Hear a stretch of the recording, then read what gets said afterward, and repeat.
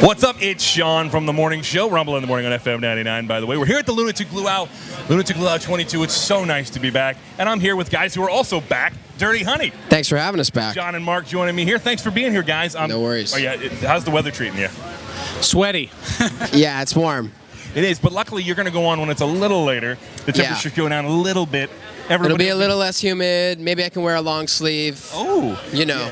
At that point, maybe we'll have less people unconscious from heat exhaustion. Yeah, heard people going down? No, it's been pretty good. I've seen everybody walking around with water, which I commend. Good, yeah. That's responsible. Stay hydrated. Yes, absolutely. In between beers, stay hydrated. Yes. But hey, you guys are back. Yeah, tequila. Got to get down and then get up again, you know? You guys are back. You're back at the Lunatic Luau. You've played before. What's funny is the first time you guys came to the Luau, I distinctly remember this. I was walking by, like on the outside area near the stage, and I heard you guys on stage, and I was just immediately struck and walked over and watched the rest of your set. Well, that's a nice compliment. So It's the best kind of compliment. When I heard you were coming back, I was thrilled because now I get a chance to actually watch from the beginning. You know what I mean? Well, we're thrilled to be back. Obviously, we were on pretty early last time, so it's nice to be pushed back. I think like 6 hours, which is good. Yes, but I mean, at this point, you guys burned it without a doubt. Yeah. No, we've done a lot of touring, and it's nice to see that pay off, obviously. So When I'm Gone was such a big hit for you guys. I mean, it still gets heavy rotation with us. In fact, that might have been the song I heard when you guys were here. It could have been. Yeah, but in any event, you guys have done that. We were talking about this before we went live on the camera here. I think you were. Now the Jets go by, of course. I think Top Gun 2 coming out. What a great plug. Yeah, right? I think stock in the movie. No. You guys became the first unsigned artist to have like a top Billboard hit, didn't you? Yeah. Yes, we're the it was an active rock chart record. We're the first band to ever have #1. Yeah. That's amazing. Like, that's so effing cool. Like, what does it mean to you guys to be able to do that without the support of a label like that? Hard work.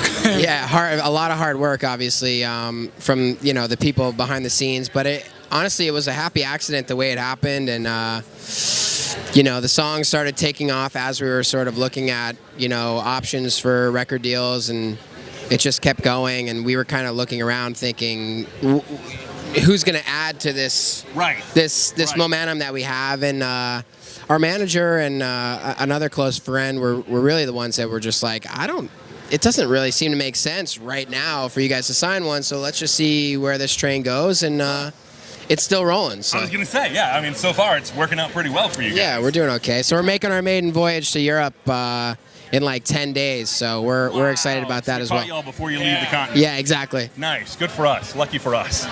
You guys have done a ton of stuff in a short amount of time. You toured with Mammoth WVH on it was the Young Guns tour, right? Yep.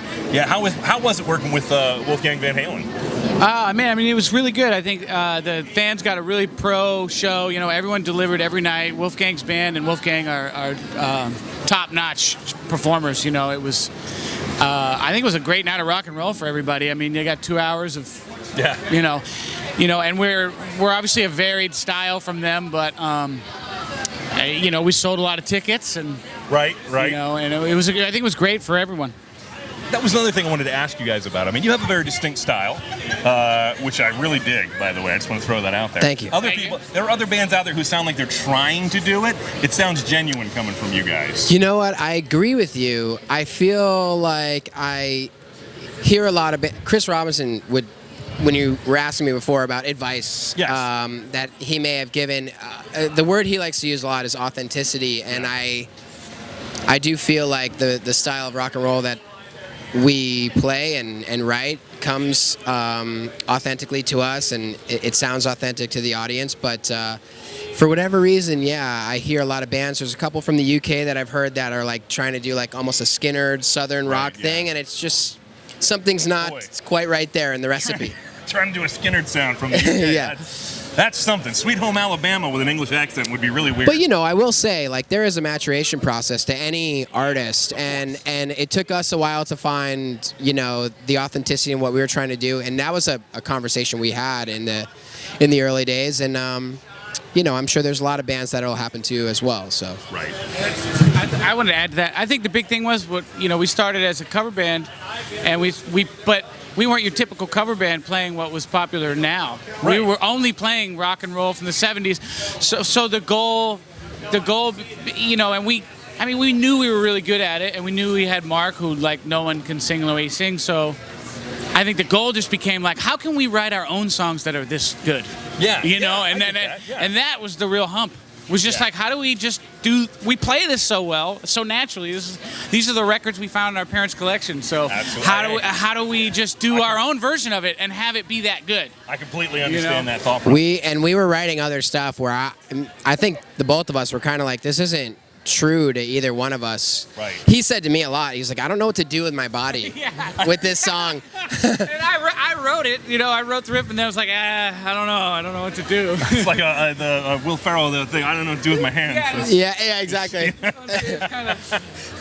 So we figured it out. You definitely figured it out. It settled in real well for you guys. And like you said, a maturation process, without a doubt. But I mean, I don't think that's a bad thing. I think that just means that you're growing as artists, and that doesn't necessarily change your fundamental style. It just means you add to it. You know what works, and you work on that. Yeah, and I think as time goes on, you want to evolve.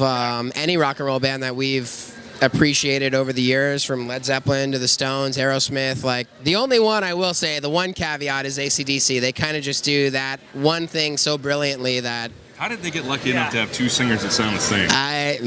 With that unique sound. Well, I just found this thing on Instagram of Brian Johnson singing in his original band. Before that, literally 100% different. Yeah. Like 180 degrees the other way. Like 180 degrees. Like it's like a testament to like he knew what to do when he showed up to the AC/DC audition, and he had the ability to change like that. And he made it work. And he made it work. Yeah.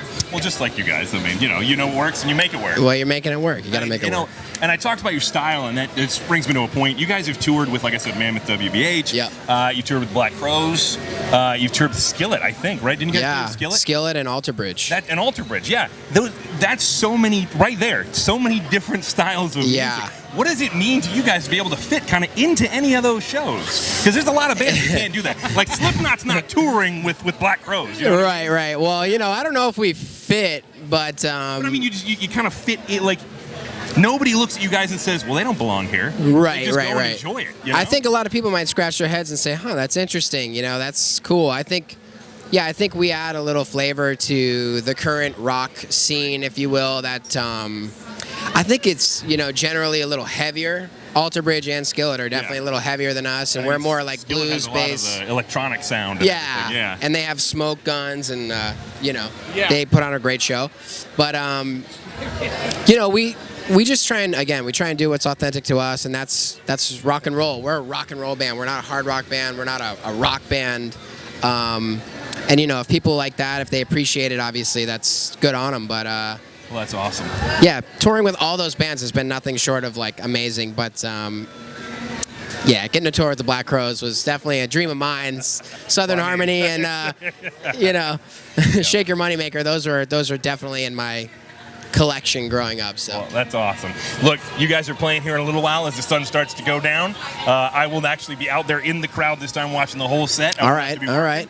So I'm pumped about that. Lunatic Luau 22. I'm thrilled. Dirty Honey, thank you so much for the time. Thanks for having us. All right. And thank you for listening to FM 99.